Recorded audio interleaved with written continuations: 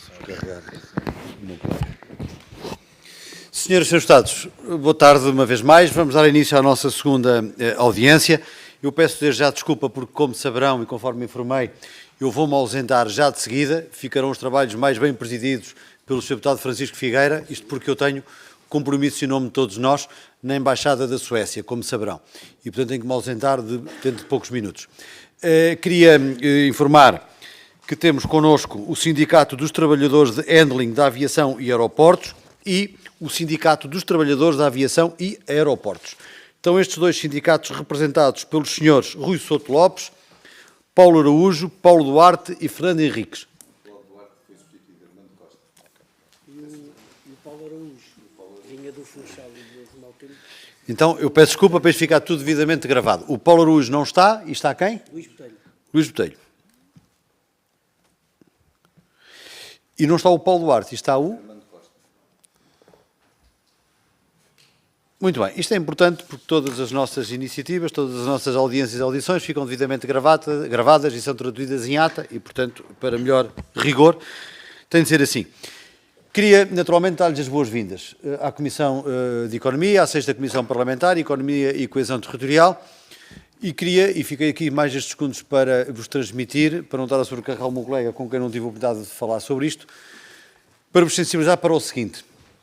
Esta é a 6ª Comissão, Comissão de Economia e Coesão Territorial. Há a 14ª Comissão, que é a Comissão de Infraestruturas, Infraestruturas, Mobilidade e Habitação.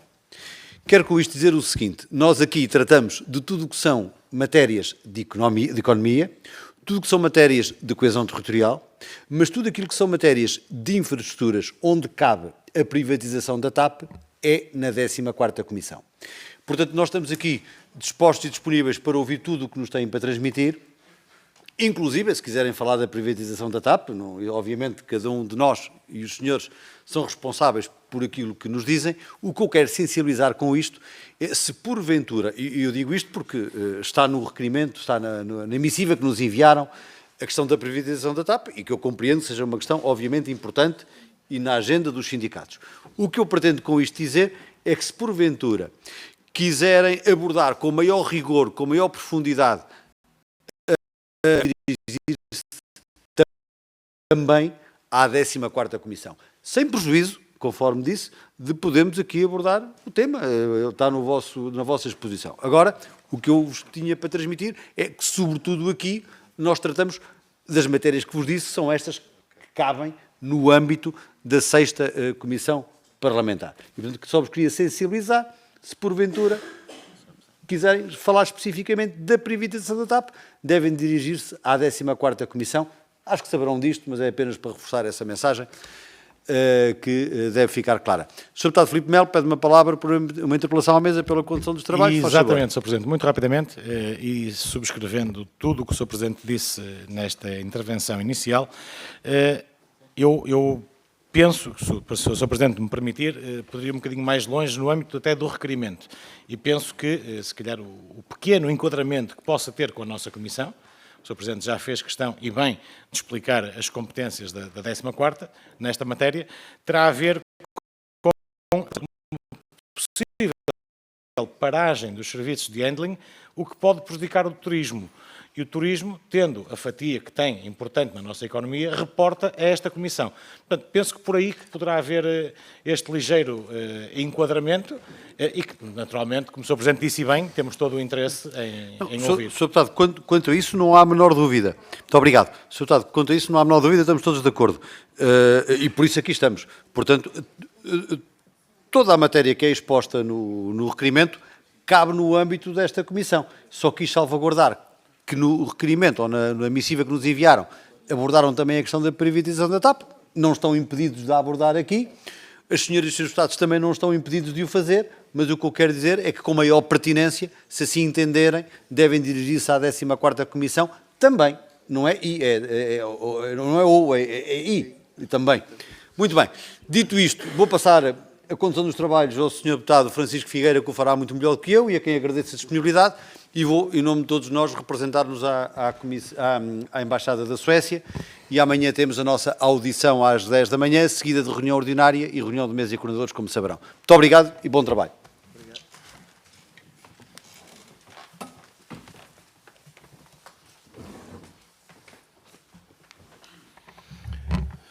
Muito obrigado. Vamos então dar início à audição que temos hoje aqui agendada. Como sabem, a intervenção inicial tem 10 minutos, os senhores são 4, não sei se vêm preparados para dividir. Em que termos é que pretendem fazer então? Sim, dividimos. E é por 2 ou é por 4? Como é que é por 2? E portanto vão usar da palavra o Rui Souto Lopes, é assim? E depois o Fernando Henriques, por esta ordem, é assim? Muito bem. Tem então a palavra o senhor Rui Souto Lopes, faz favor. Boa tarde. Muito obrigado por nos receberem. O que nos traz aqui é justamente o que o Sr. Deputado Filipe Melo referiu, é a atribuição das licenças de handling, o concurso que está a decorrer, e o tempo vai passando e a nossa preocupação vai aumentando relativamente a esta situação. Ainda ontem saiu uma notícia que muito nos honra a todos, a uns mais que outros, relativamente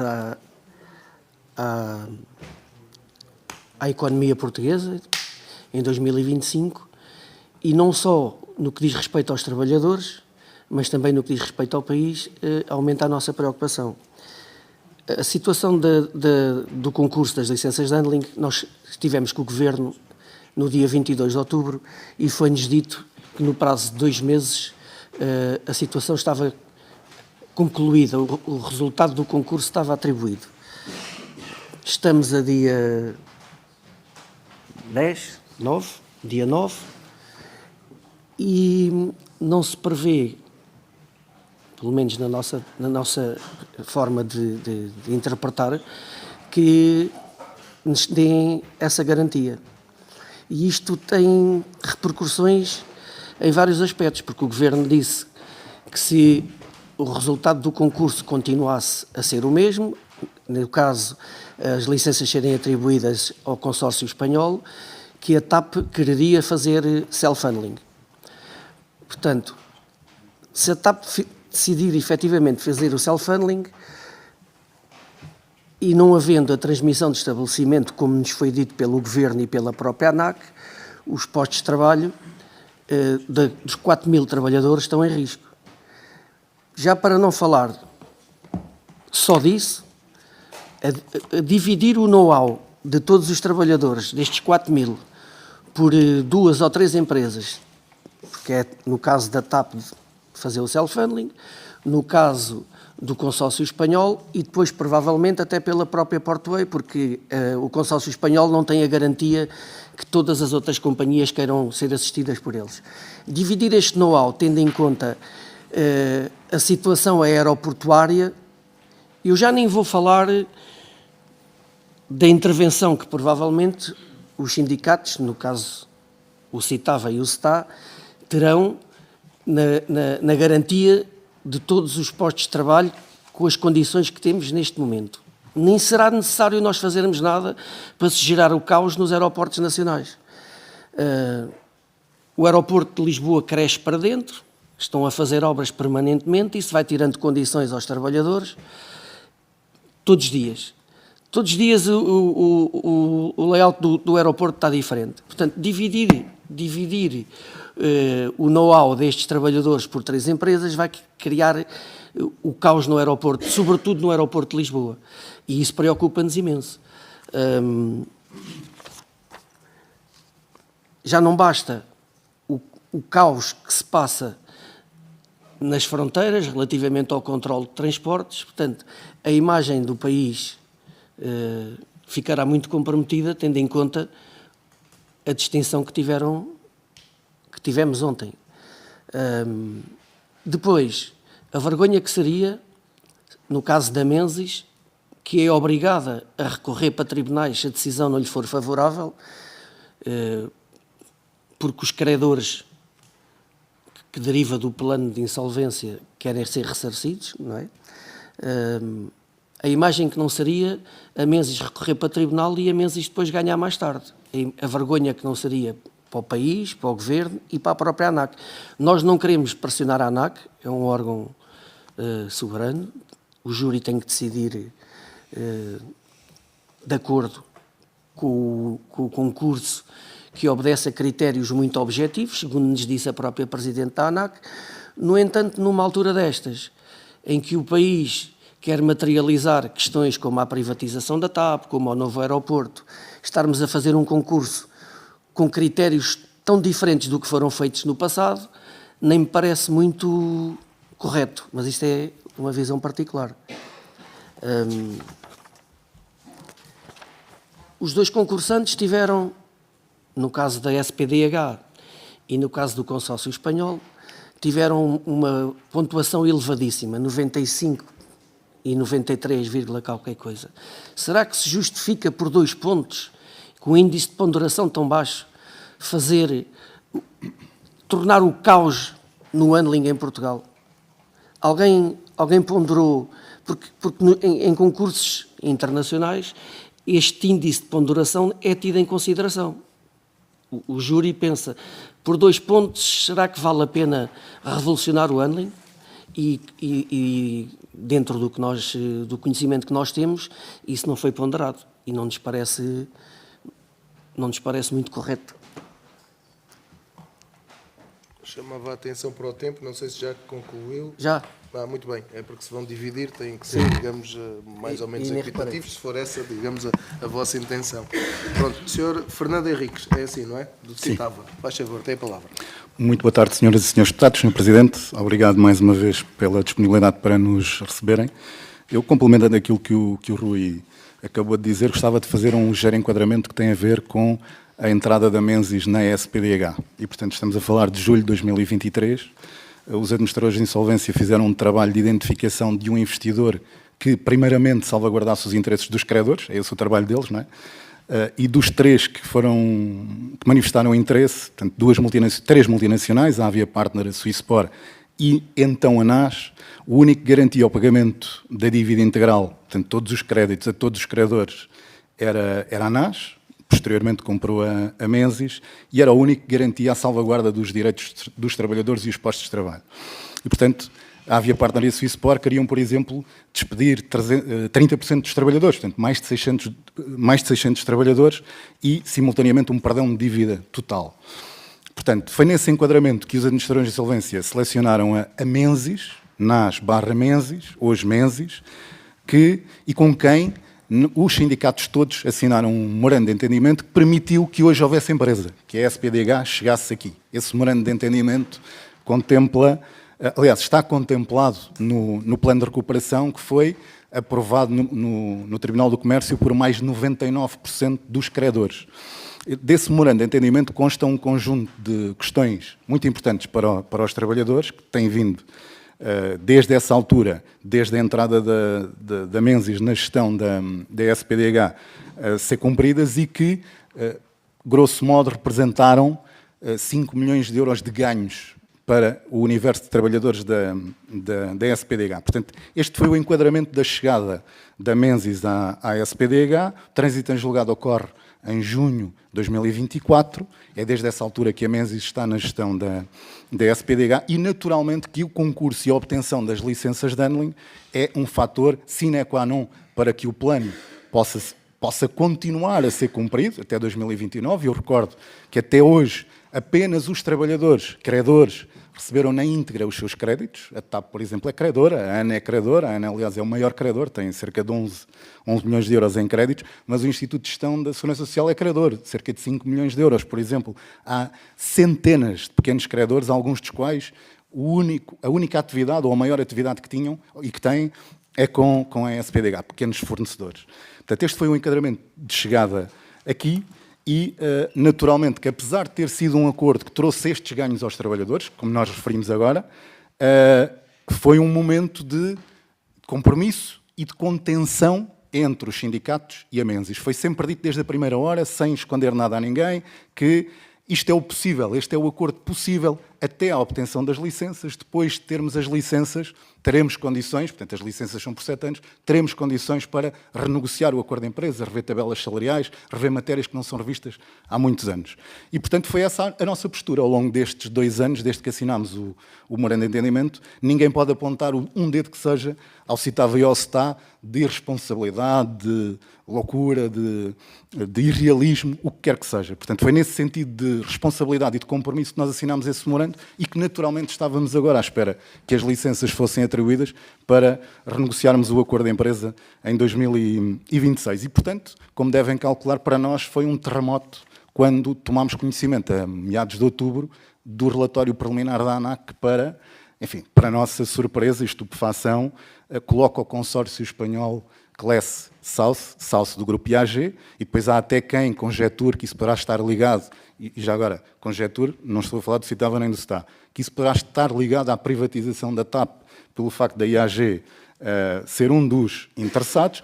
Nós não vamos por aí, nós acreditamos nas instituições, nós acreditamos que a ANAC funciona, nós acreditamos que o júri está a fazer um trabalho sério e fará um trabalho sério, mas a realidade é que desde o dia 15 de outubro até hoje, até à data de hoje, 9 de dezembro, das diversas reuniões que mantivemos com o Ministério das Infraestruturas e com o próprio Conselho de Administração da ANAC, as garantias que os trabalhadores da SPDH, estamos a falar de quase 4 mil trabalhadores, e já agora isto é o número a nível nacional, posso dizer, porque são regiões onde a dificuldade de emprego, e nomeadamente neste setor altamente técnico, é muito maior ainda.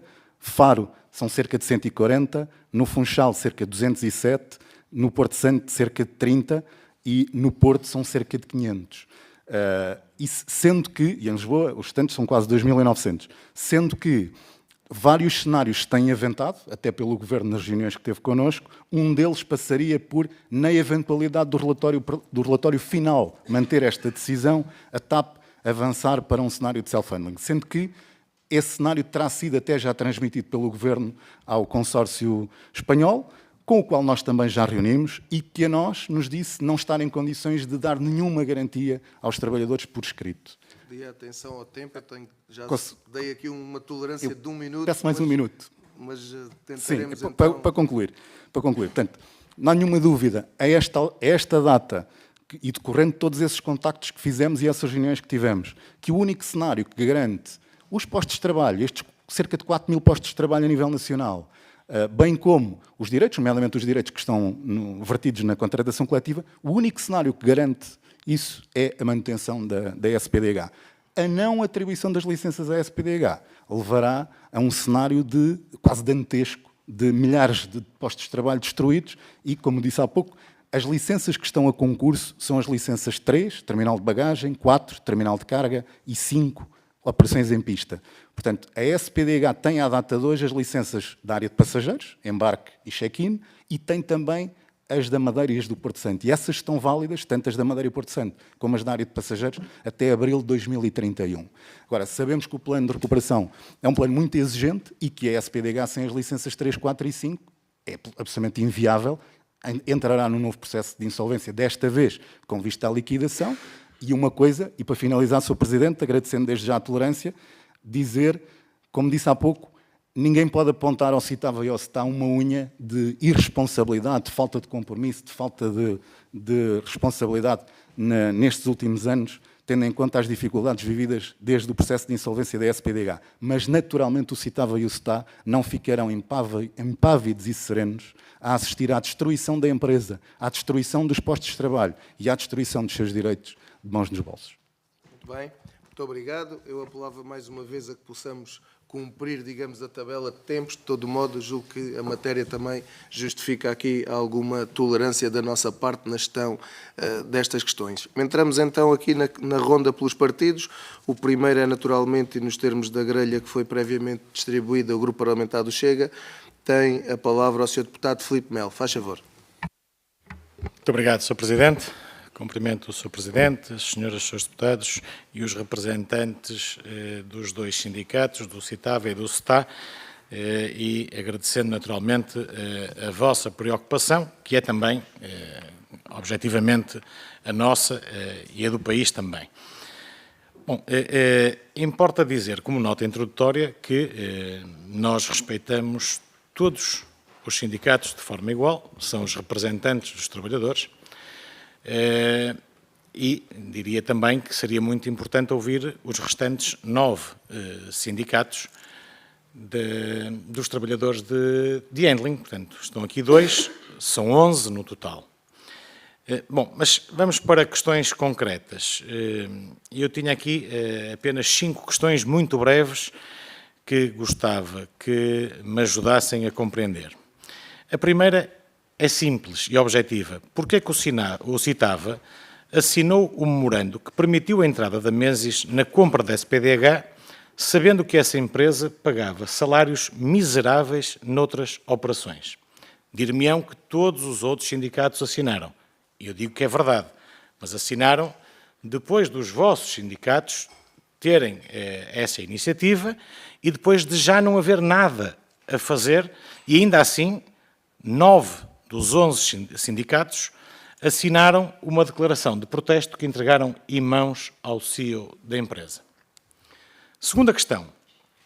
Porquê é que o Citava se recusou a apoiar a greve quando os restantes sindicatos estavam dispostos a fazer para defender os salários e as condições dos trabalhadores da SPDH?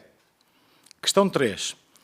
Se o Citava não fez greve pelos trabalhadores, mas agora faz, desculpe o termo, guerra por questões empresariais num concurso público, que tipo de sindicato é que o Citava pretende ser? Um representante laboral ou um parceiro de negócio empresarial dissimulado?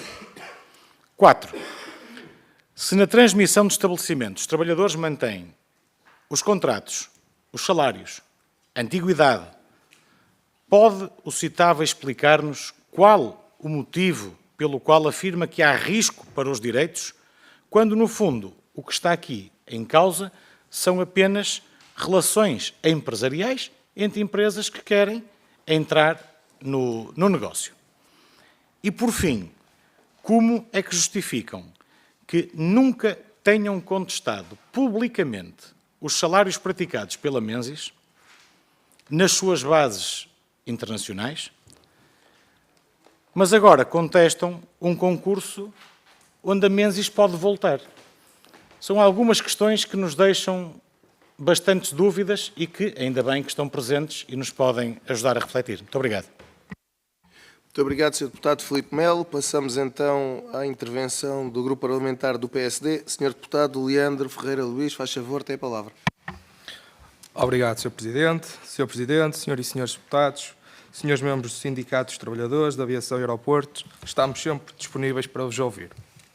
Apesar de compreendermos a pertinência do tema para a economia nacional e, concretamente, para o setor turístico, entendemos que esta audiência deveria ser articulada com as Comissões do Trabalho e das Infraestruturas, para prestarem atenção aos argumentos de ambos os sindicatos. Mas vamos às questões.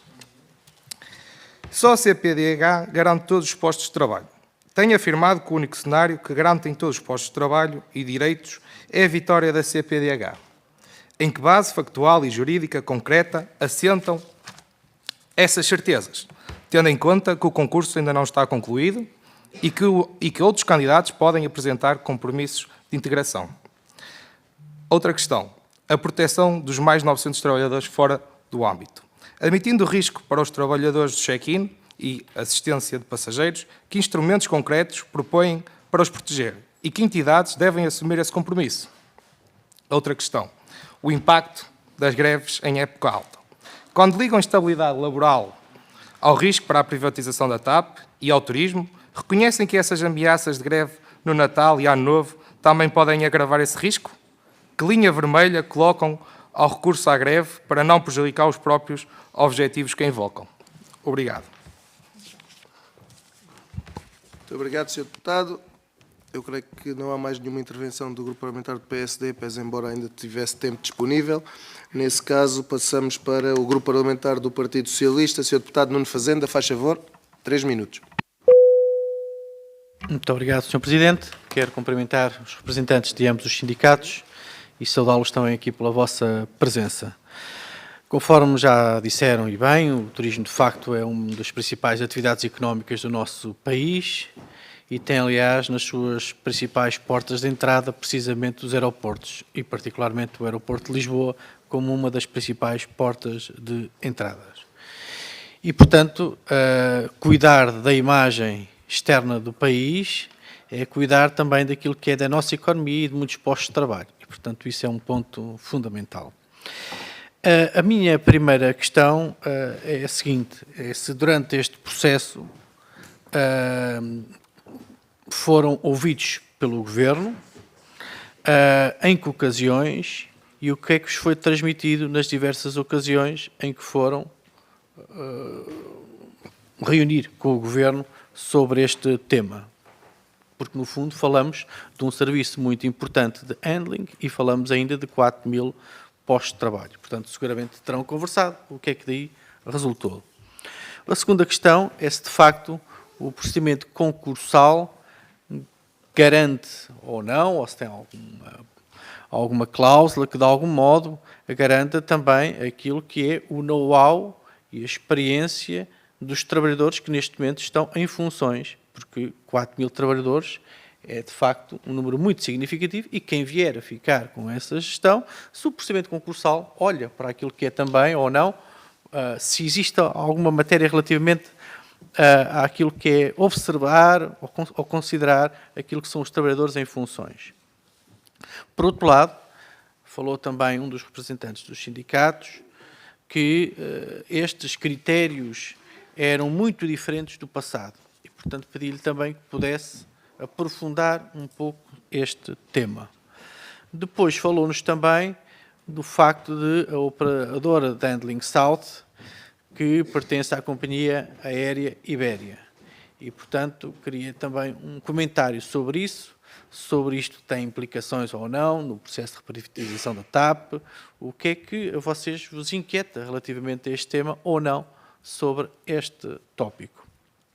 Depois, por último, seguramente são observadores privilegiados daquilo que é a operação nos aeroportos do país, e particularmente de Lisboa, e o que nós temos assistido é que, desde há um tempo significativo, longas filas nos aeroportos, particularmente de Lisboa, com um impacto gravíssimo na imagem externa do país. No fundo, diria que todos os dias são deitados fora milhões de esforço de promoção turística que os institutos e as empresas fizeram para puxar pela imagem e boa imagem do país. E por isso queria que também nos dessem o vosso testemunho dessas longas filas nos aeroportos e que, se a isso somar aquilo que for uma ação da vossa parte ou, enfim, um caos relativamente ao nível do serviço de handling, qual é que é o impacto que vocês perspectivam na gestão do aeroporto? Muito obrigado. Muito obrigado, Sr. Deputado Nuno Fazenda. Passamos então à intervenção do Grupo Parlamentar da Iniciativa Liberal. Sr. Deputado... Não? Bom, muito bem. Então, nesse caso, o Grupo Parlamentar do PCP, Sra. Deputada Paula Santos, faz favor. Muito obrigado, Sr. Presidente.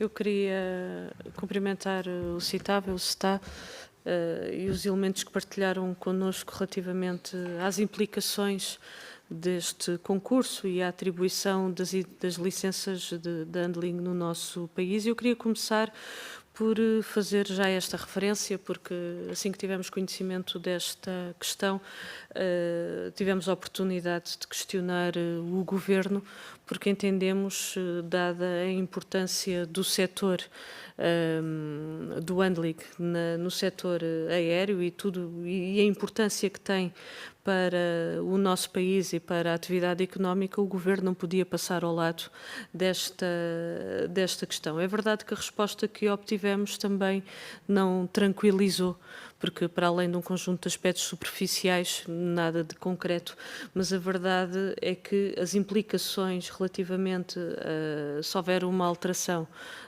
na atribuição da licença, são de facto graves, desde logo para os trabalhadores, pelas questões, aliás, eu creio que o conjunto de elementos que aqui partilharam connosco das questões da salvaguarda dos postos de trabalho, dos direitos dos trabalhadores, revelam bem, por si só, a importância que estas matérias têm, a necessidade, de facto, da proteção desses postos de trabalho e dos direitos, e estamos a falar de trabalhadores que, de facto, com uma grande experiência também nesta área no nosso país e com tudo aquilo que significava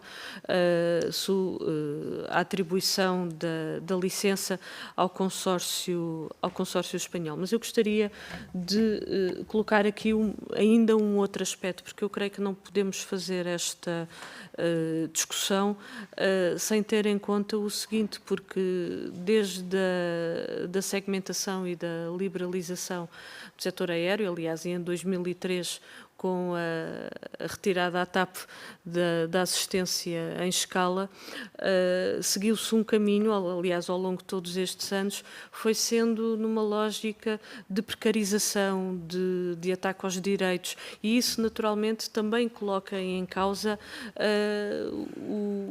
tudo aquilo que está associado à própria companhia, e estou a falar da TAP, porque depois não se pode vir dizer da importância da atividade económica do turismo e tudo o resto, e depois não se garante as condições para, de facto, haja um funcionamento adequado a este nível no nosso país. E aquilo que fomos assistindo foi, de facto, em vários momentos, né? A SPDH já foi privatizada 3 vezes foi destruída, e, portanto, houve sempre aqui a necessidade de uma intervenção, tendo em conta a importância que a SPDH tem para a TAP, para o setor aéreo e para o desenvolvimento da nossa economia. E, portanto, aquilo que eu queria aqui expressar, sobretudo, é da parte do PCP, não só a preocupação relativamente à questão que está aqui a ser colocada, não é uma questão menor.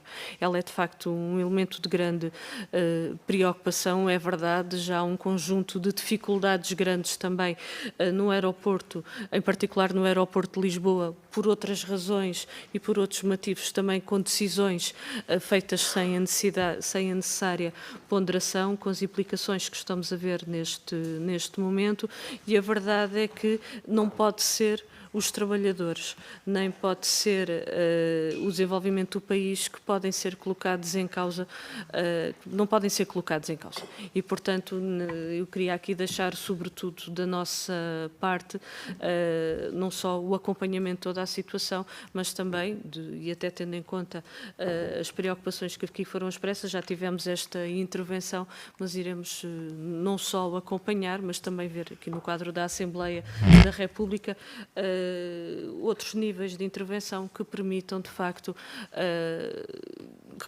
sobretudo, salvaguardar aquilo que está aqui em cima da mesa, que é os postos de trabalho, os direitos dos trabalhadores, mas termos também no setor aéreo as condições, de facto, para garantir as respostas que são necessárias para, nesta área no nosso país. Muito obrigada. Muito bem. Muito obrigado, Sra. Deputada. Concluímos a ronda pelos diversos grupos parlamentares.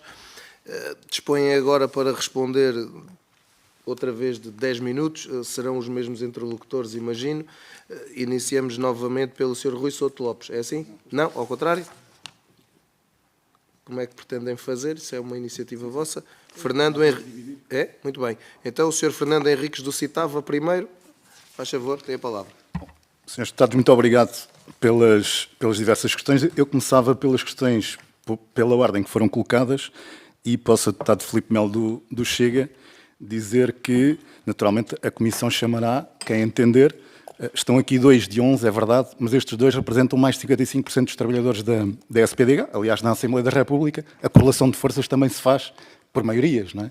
Portanto, não numericamente por cada partido, mas pelas maiorias em função das eleições. Relativamente ao memorando, eu penso que tinha sido claro na minha intervenção inicial, se calhar como estava a abreviar o tempo, se calhar não fui claro. Vou esclarecer. Quando o memorando foi assinado, e eu referi, se não houvesse memorando, não havia SPDH hoje. Não tinha havido aprovação do plano de insolvência, os postos de trabalho tinham sido destruídos naquele momento. Portanto, o memorando teve esse contexto e foi graças ao memorando que trouxe ganhos de 5 milhões de euros para os trabalhadores, vou repetir, 5 milhões de euros para os trabalhadores, graças a esse memorando que temos empresa, temos postos de trabalho, salvamos o acordo de empresa e com ganhos para os trabalhadores. Relativamente ao facto de a Menzies, nas palavras do Sr. Deputado Filipe Melo, praticar salários miseráveis noutras operações, bom, nós não sabemos se está a falar do Bangladesh, eventualmente, se está a falar de outro país. O que nós conhecemos são as convenções coletivas aplicadas em Espanha, em França, na Alemanha, na Inglaterra, em diversos outros países da União Europeia, que não têm as condições que o acordo de empresa da SPDH ainda tem. Relativamente ao não havia nada a fazer e outros sindicatos assinaram uma declaração de protesto, gostava de dizer que o citava, e tem esse histórico em algumas empresas, quando não concorda com os acordos, quando acha que eles são piores do que aqueles que existem, simplesmente não os assina, porque não se conhece a figura jurídica, há aqui juristas na sala, de assinar sob protesto. O que eu tenho aqui é o Boletim do Trabalho e do Emprego com as tabelas salariais assinadas por todos os sindicatos. Não vejo aqui sob protesto em lado nenhum. Já agora, Sr. Deputado Filipe Melo, essa declaração de protesto foi feita numa reunião com a empresa 6 meses depois da assinatura do acordo de empresa. 6 meses depois da assinatura do acordo de empresa. O Sr. Deputado Filipe Melo disse também que o Citava recusou apoiar a greve. O Citava não apoia nem desapoia greves na SPDH. Se o Citava não tivesse entendido qual era o momento, e o momento era de contenção até às licenças, se não tivesse respeitado o compromisso que assumiu com a Menzies, teria sido o Citava a iniciar esse conflito e a avançar com pré-aviso de greve. O Citava é uma pessoa de bem e, como tal, respeita os seus compromissos. E, portanto, se havia um compromisso assinado com a Menzies relativamente às matérias constantes no memorando de entendimento, que depois foram vertidas no acordo de empresa, e essas matérias estavam a ser cumpridas, o Citava não iria avançar com nenhuma greve, que essa sim poderia pôr em causa aquilo que era a continuidade das operações da SPDH, que é o tema, aliás, que nos trouxe aqui. Nós estamos aqui, não é por questões empresariais. Eu penso que tinha referido na minha intervenção inicial que aquilo que nos move, e aproveito já para responder também ao Sr. Deputado do PSD, que o que nos move é a defesa dos postos de trabalho. A defesa dos postos de trabalho, dos 4.000 postos de trabalho, nos 5 aeroportos e dos direitos vertidos na contratação coletiva. E porquê? Porque precisamente o Governo e a ANAC, o entendimento que têm é que não há transmissão de estabelecimento. Esse é o ponto. O entendimento que o Governo e que a ANAC nos transmitiram é que não há transmissão de estabelecimento. Aliás, o entendimento é de que não há transmissão de estabelecimento porque só estamos a falar de uma parte da operação em Lisboa, de uma parte da operação no Porto e de uma parte na operação em Faro. Portanto, não estamos a falar da operação inteira nos diversos aeroportos. Depois, dizer também, e em relação àquilo que o Sr. Deputado Filipe Melo referiu, eu vou deixar aqui ao Sr. Deputado Filipe Melo alguns documentos, nomeadamente um relatório da DGERT, relatório de acompanhamento do acordo sobre a retribuição mínima mensal garantida, onde está referido que em Portugal o salário mínimo foi fixado pela primeira vez, através do Decreto-Lei nº 217/74, de 27 de maio, e o conceito de salário mínimo restringia-se ao salário base, não incluindo, portanto, quaisquer prémios, subsídios e gratificações, conceito que vigorou até 1986, inclusive. Está no relatório oficial da DGERT, eu vou deixar ao Sr. Filipe Melo e faço um desafio. Estamos no sítio certo para a lei ser alterada, para essa lei ser alterada e voltarmos ao conceito de salário mínimo, salário base, que vigorou até 1986. Portanto, faço esse desafio não apenas ao Sr. Deputado Filipe Melo, mas faço esse desafio aos partidos todos. Voltemos à redação que havia em 1986 e ao conceito que havia em 1986. Salário base igual, salário mínimo igual a salário base. E vou deixar também ao Sr. Filipe Melo mais 2 documentos. Outro relatório da DGERT de Contratação Coletiva 2023, que diz, em 160 convenções publicadas em 2023, verifica-se que a remuneração base convencional menos elevada é superior à IRMMG e com efeitos em 2023. Em 160 convenções, 33,5%, o que significa que em 66,5% não é.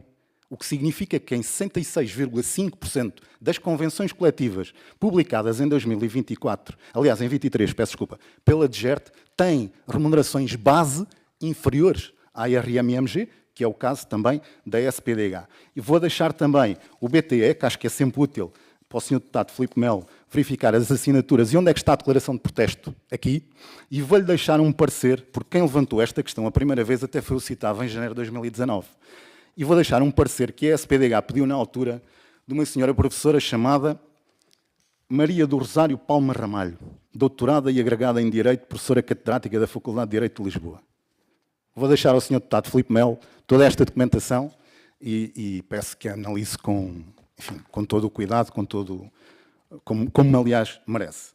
Relativamente à questão que o Sr. Deputado Francisco Figueira levantou, porque é que a SPDH, o único cenário que garante os postos de trabalho, eu penso que já tinha sido, na nossa explanação inicial, já tinha sido clara, ou seja, só está a concurso as licenças 3, 4 e 5, Porto, Lisboa e Faro, o que significa que os trabalhadores da área de passageiros, que são as categorias 1 e 2, da sede, por exemplo, os administrativos, das oficinas de equipamento de terra, da Madeira e do Porto Santo, não estão neste concurso. Esses trabalhadores não estão neste concurso. Quando questionámos o consórcio, e porque em tese apenas, a SPDH poderia continuar a manter a atividade com as categorias 1 e 2, Lisboa, Porto e Faro, Madeira e Porto Santo. Em tese. E em tese porquê?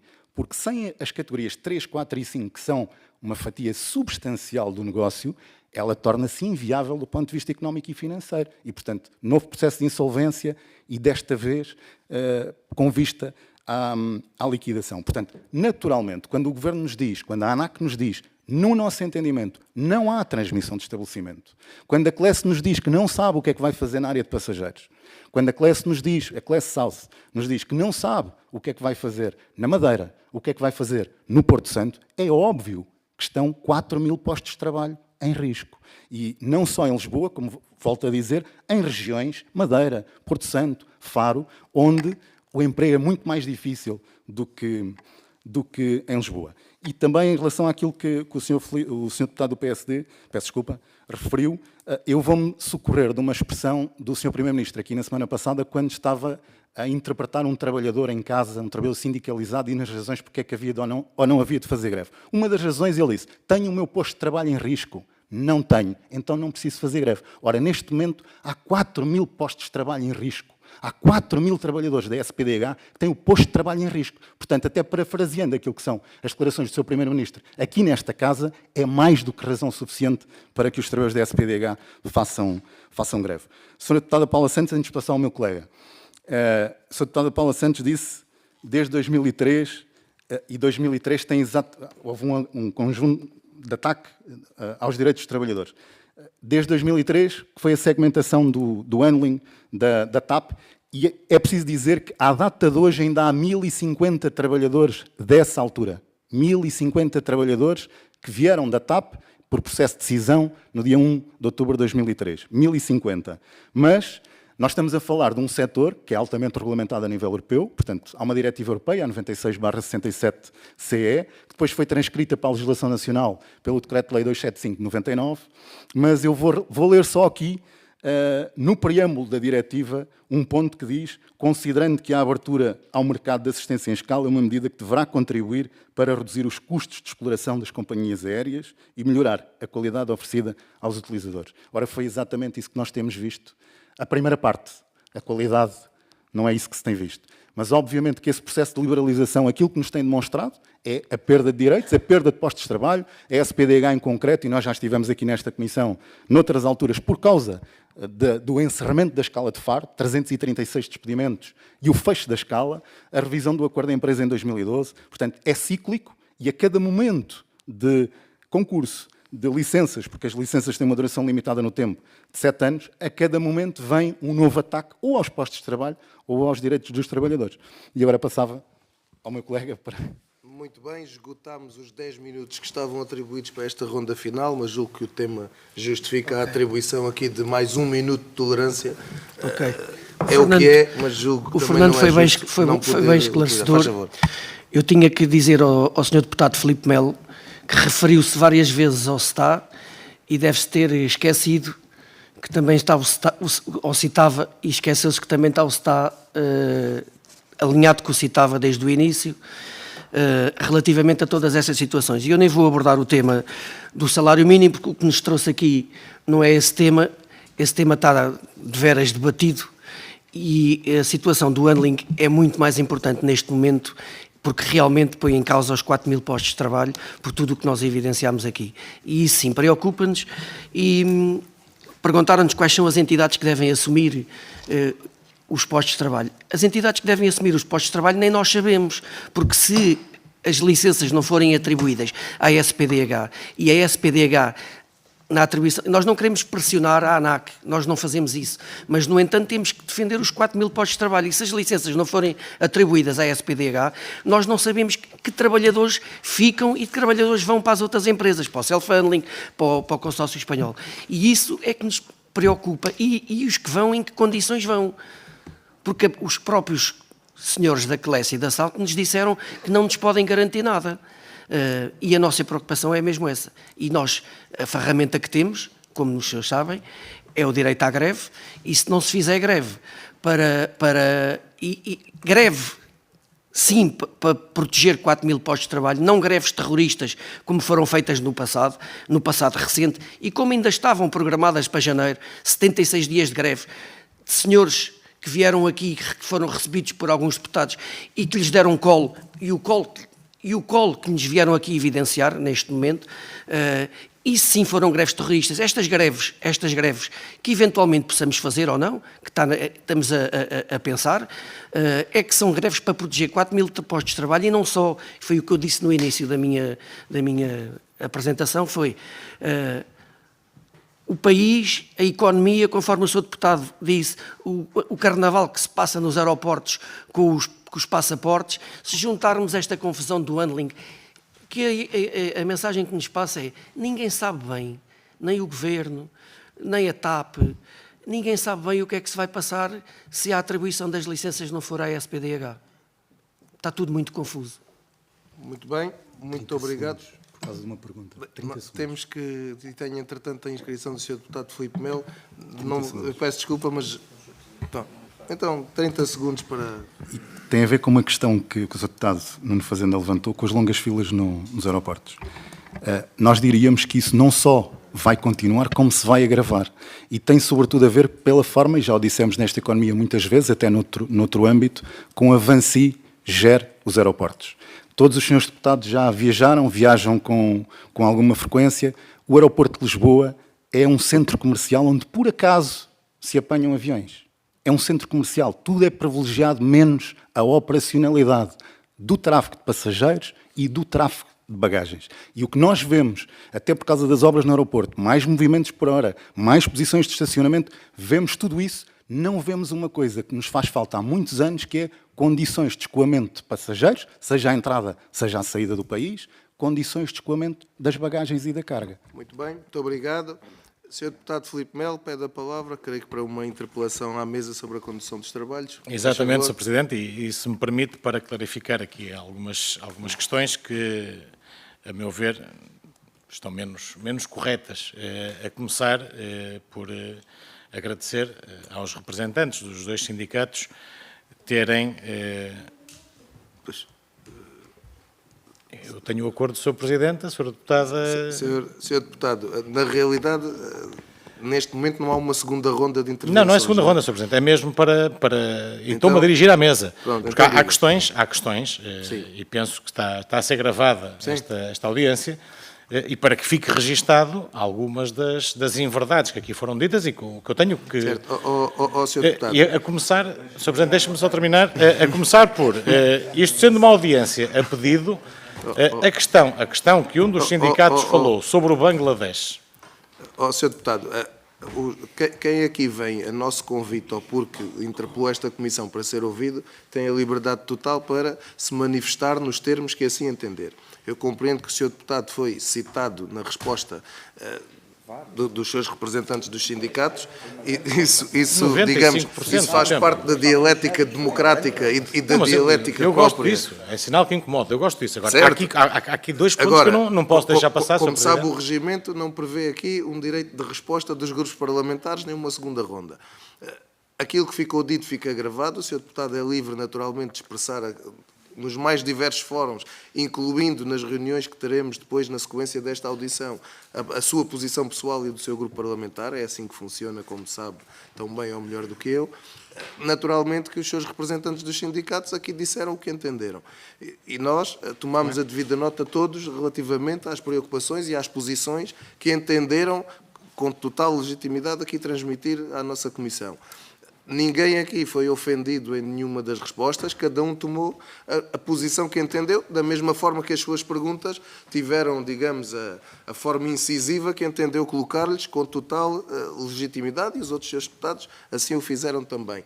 Eu creio que não há aqui cabimento regimental para haver nem uma segunda ronda, nem uma resposta àquilo que foi dito pelos representantes dos sindicatos. Isto dito, no âmbito de uma interpelação à mesa sobre a condução dos trabalhos, o que é que se lhe oferece dizer, se é que se lhe oferece dizer alguma Duas coisa? questões muito Diga. simples e expressamente ao Sr. Presidente. Diga. A primeira, naturalmente, o Sr. Presidente, na condução dos trabalhos, percebeu facilmente que o Grupo Parlamentar do Chega e os restantes grupos parlamentares vieram com a disposição de fazer uma audiência, como foi pedida. Os representantes do sindicato vieram com a intenção de fazer um debate com o Chega. Para nós é bom e ficamos gratos por isso, é sinal que nos dão a devida atenção. Mas há um ponto que a mim me choca mais, é quando o senhor representante do CITAV diz que isto não é o Bangladesh, a comparação... Eu percebo bem a comparação, de chegar a algum lado. Isso não Eu termino rapidamente com isto, mas isto é a mesma mesa, porque é a mesa que se poderá eventualmente pronunciar sobre isto ou não. Diga. Quando há este ataque dissimulado, seria se calhar a própria mesa a ter que intervir, se não quisesse fazê-lo na defesa de um partido político, que aqui não é de um deputado que vai intervir, mas sim de um grupo parlamentar, porque está implícito o que se quis dizer, Compreendi. mas fica o registro. É que é bom saber que o CITAV compara o nosso país, o nosso handling e tudo mais, ao Bangladesh. Olha, nós comparamos com os Estados Unidos, com a Alemanha e por aí fora. Sr. Deputado, eu compreendi perfeitamente aquilo que transmitiu. No meu entendimento e no entendimento da mesa, não foram ultrapassados os limites daquilo que é a posição legítima dos representantes dos sindicatos. Naturalmente, o Sr. Deputado terá a sua opinião sobre aquilo que foi dito, os outros seus deputados terão também a sua opinião sobre aquilo que foi dito em resposta a uns e a outros. Isso faz parte daquilo que é a dinâmica própria e a dialética parlamentar própria dos nossos trabalhos. Tomamos em devida conta também, digamos, a sua interpelação, da mesma forma que tomamos em consideração aquilo que foi a posição dos dois sindicatos que hoje aqui recebemos. São sempre muito bem-vindos. Esta é a Casa da Democracia. Estamos aqui para ouvir aqueles com quem concordamos mais, aqueles com quem concordamos menos e para fazer, digamos, o debate democrático que é próprio das posições de cada um e das posições que em cada momento cada um entende transmitir na Assembleia da República nos termos que a Constituição e a lei e o regimento consagra. Muito obrigado pela vossa presença. Obrigado. Boa tarde. Obrigado. Concluímos os nossos trabalhos por hoje. Até amanhã.